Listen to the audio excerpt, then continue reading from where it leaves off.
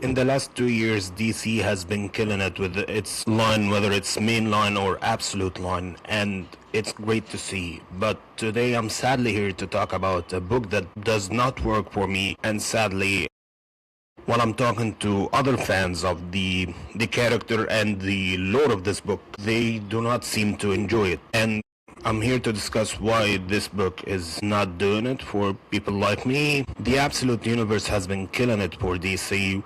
We have had Scott Snyder reinvent Batman in this new universe in a great way. We've had Kelly Thompson on Wonder Woman, Jason Aaron on Superman, Martian Manhunter by Dennis Kemp, and Flash by Jeff Lemire, and all of them are killing it on these titles.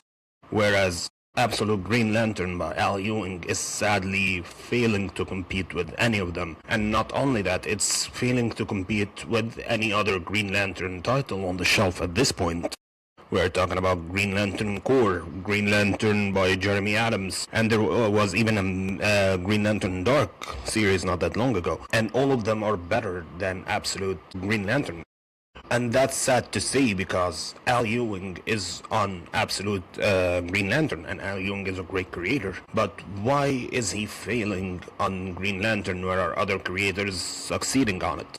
And here I'm not talking sales-wise, because the Absolute Universe as a whole has a cult following on its own that's not related to fans of the comic books, like fans of Green Lanterns as a concept or Batman. There is a following group for Absolute, and these guys are buying the hell out of everything Absolute Comics. So it's definitely successful when it comes to sales, but it's not hitting anything well when it comes to the concept or the storylines and the plots. And I've got a feeling that this run is not sustainable for long term because of that. To explain myself into why I think what I'm thinking, I have to explain what is the Green Lantern as a concept and what are the things that this book gets wrong about the concept. So, when we talk about Green Lanterns or lanterns in general and their different colors, we have to talk about a multiversal aspect of the group, which is that the group are powered by an extra-dimensional source called the emotional spectrum, which is a multiversal concept. It exists outside of the multiverse, similar to the Speed Force for the Flash, or even the Phantom Zone for Superman. When we talk about Green Lanterns as a concept, you can get to see them change in universes based on how they look, how the characters themselves are changing. Like, oh, Jon Stewart here is not similar to the Jon Stewart of the main universe because of this and this and this. It's the personal stories that can change.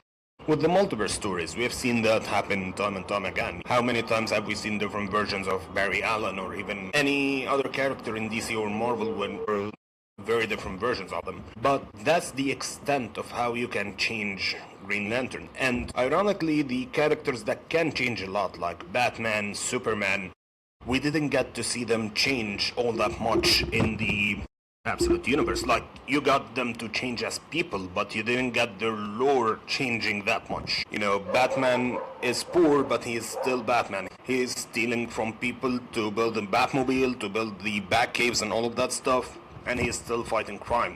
The Court of Owls exist, they are still a secret organization, but their whole methods are different, but they still exist. Things and people that can change a lot in the universe haven't been changed a lot, whereas with Absolute Green Lantern, they didn't change the people. Like, when you read about Jo Mullein, you can see that she is still the Jo Mullein of the main universe, but when you read about the concept of Green Lantern, which should not be changed because it's a multiversal constant, for some reason it changed. Like, I don't know why Red all of a sudden represents something philosophical that I really cannot understand, and I'll get to that in a bit. Whereas it's the emotion of rage, that's it. It's not something more complicated than that. You can get complicated with it by exploring it, and in a good way, like we have seen Charles Soule on his Red Lanterns run during the New 52, exploring Guy Gardner and the Red Lanterns, what led them to become Rage Lanterns, and how they are still human, in a sense. I know they're aliens, but they have different feelings. They didn't choose rage. The rage is forced on them because of what happened to them in life. Whereas this new Absolute Universe is just dealing with abominations. Ewing has not explained 13 issues in, and whenever he brings it up, he makes it so convoluted that you cannot follow it. And that's the main issue. you like if you my friends at Geekable say this all the time. If you confuse readers, you lose them, and that's the issue here. When he writes about Jo Malone, I can see that, she's still the same Jo Malone that we read about in the main universe. But when it starts to become Green Lantern, all of a sudden, you do not know what's happening here. This brings me to the main issue I have with the run, and it's the idea of confusion. Some people, some writers, love to write complicated stories, and stories complex in their nature, and they work.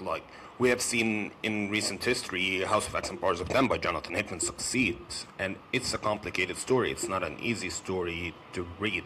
But at the same time, Jonathan Hickman makes it easier for you to understand what he's doing with this story, from how it starts, retcons, and everything. Whereas Al Ewing on this title, like other titles he wrote before, mainly the Eddie Brock Venom run he wrote recently, he is just writing confusing concepts for the sake of being confusing.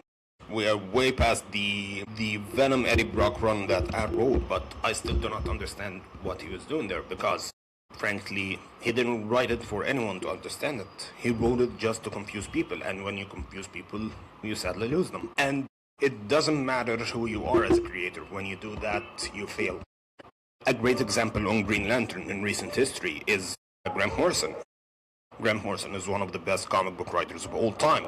And when they got Green Lantern, sales initially were high, as high as they were during the Geoff Johns run, which is not something easy to do. But then, after a few issues, people started tapping out, because Grant Morrison wrote a story that is confusing for the sake of being confusing. They started to bring in elements from the Silver Age and not explain them at all. They're like, oh, they're here now. To understand the story, you'll have to go read the Silver Age comics.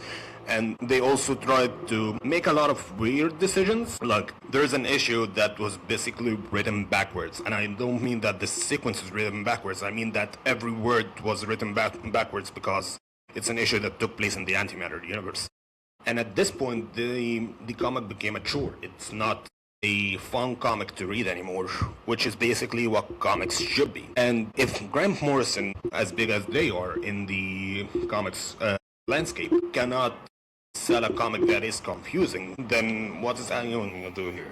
I'm just gonna have to ask that. And there is also the aspect of the Easter eggs of it all in the Al Ewing run, whereas he's not writing concepts for sake of explaining them as concepts. He's writing concepts to point at Easter eggs. Okay, I get that you remember that Hal Jordan was a toy salesman way back in the 70s.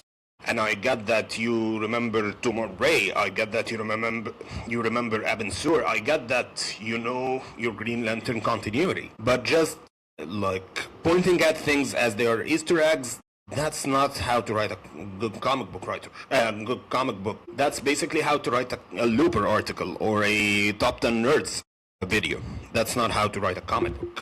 So that's another aspect of it. And of course, the super slow storytelling of it all does not help. And Al Ewing is so slow when it comes to storytelling.